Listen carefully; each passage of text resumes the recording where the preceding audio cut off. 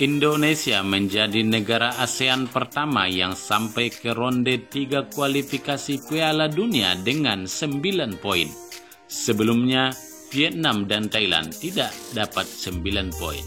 Indonesia membuat sejarah sebagai tim skor tertinggi Asia Tenggara di kualifikasi Piala Dunia babak 3. Sejauh ini hanya 3 tim Asia Tenggara yang telah mencapai babak final kualifikasi Piala Dunia, umumnya dikenal sebagai babak 3.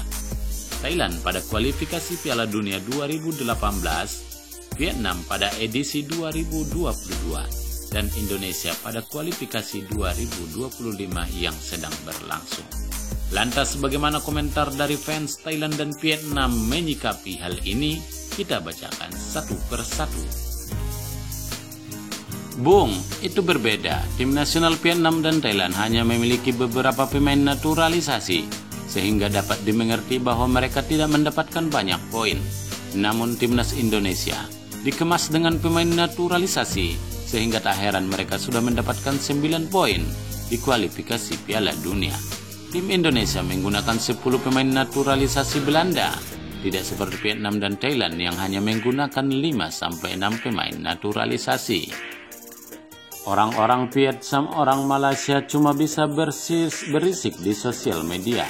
Karena Anda iri dengan negara kami punya pemain keturunan, Anda menyebutnya Belanda. Tapi Anda lupa mereka punya darah Indonesia. Sementara Anda naturalisasi seseorang turis yang sedang liburan. Anda menjilat ludah Anda sendiri. Tolong jangan iri sama Vietnam. Ingat, negerimu sebenarnya pengen kayak Indonesia pakai pemain warisan, tapi karena negerimu nggak punya pemain warisan kayak Indonesia iri. Hahaha. Thailand adalah bakat murni pemain lokal, sementara Indonesia tanda tanya. Sekelompok pemain lokal sedang duduk dan menonton pemain kulit putih berjanggut tebal dan hidung tinggi bermain sepak bola. Tepat di tanah air mereka, di lapangan mereka sendiri. Tak ada yang bisa dibanggakan.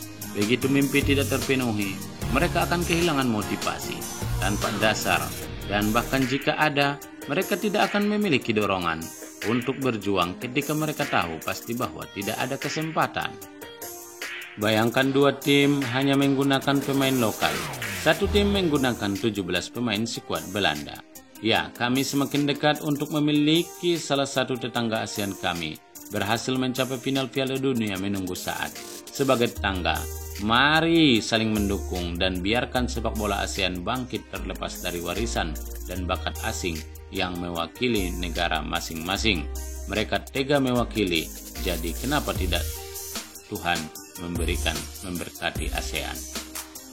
Mentalitas liga kompetitif Eropa dibandingkan mentalitas liga antar desa Asia Tenggara beda banget, bos. Aku mendengar suara yang begitu keras dan berisik dari utara Indonesia. Saya tidak tahu mengapa mereka kecewa saat menonton kami di media global. Dalam sepak bola bukan menghitung beberapa pemain naturalisasi atau pemain lokal. Percuma membandingkan berdasarkan itu. Hitung saja waktu kemenangan atau jumlah poin. Tak pernah ucap hello hatiku bersepai, harimau.